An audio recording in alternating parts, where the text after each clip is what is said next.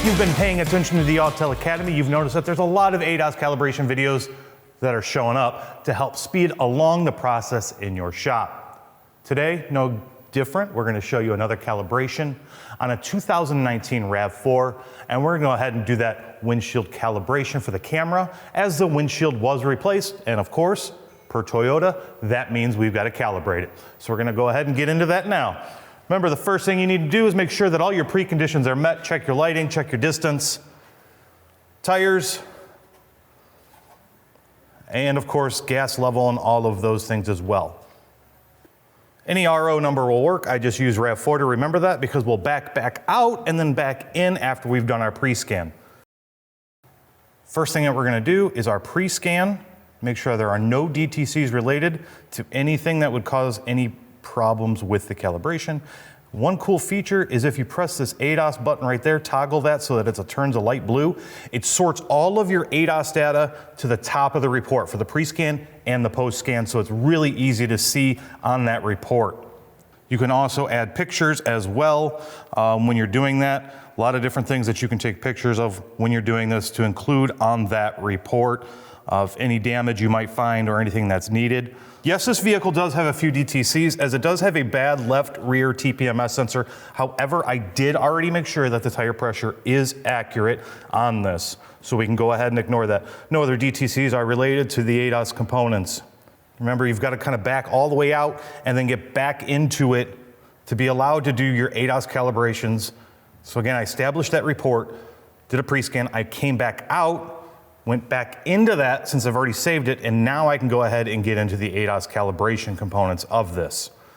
You wouldn't be able to do that if you didn't go back out. So we're going to go ahead and start with the front recognition camera.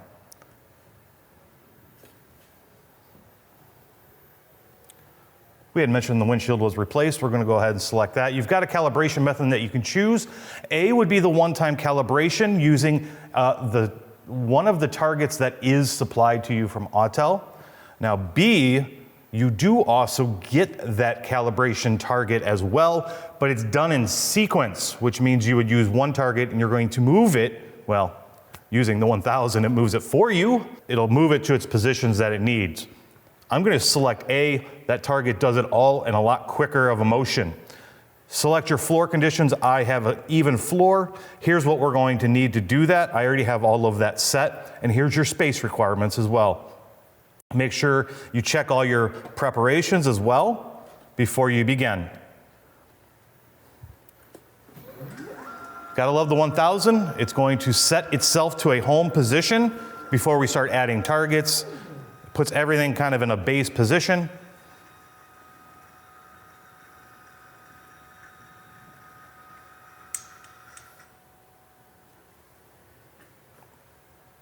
All right, 1.5 feet in front. And put your targets on the rear wheels.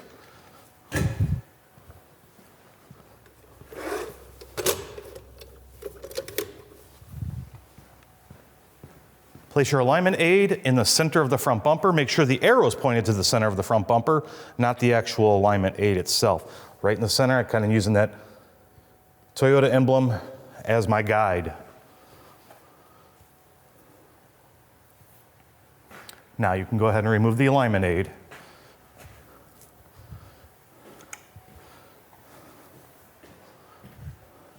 Grab your target board on the left sliding plate. Okay. This is the target we're using. Again, you had three. You'd have one of these if you wanted to do the sequential. This is just a lot easier to have since it's already here.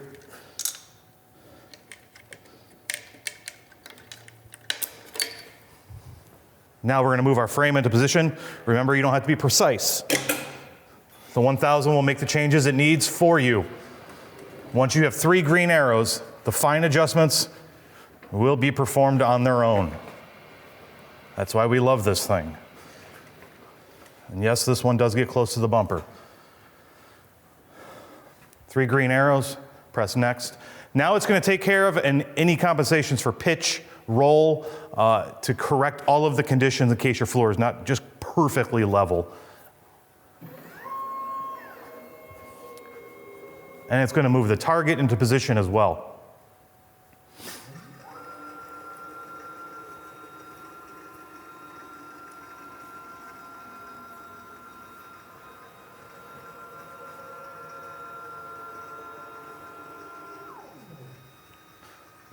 Autel sure does make life easy.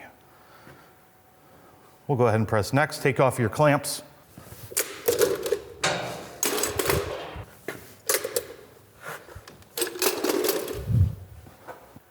Make sure there's nothing behind that target board that could cause any issues. Right now we look good. Ignition on, engine not running. Here's our target information.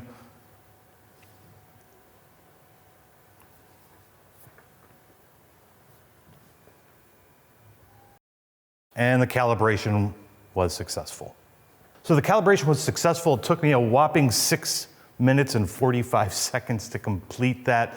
And it will be on the report that the calibration was done. Now, of course, after you're done with this, your next move would be doing a post scan to make sure that no DTCs were set while you were doing the calibration that could affect the operation.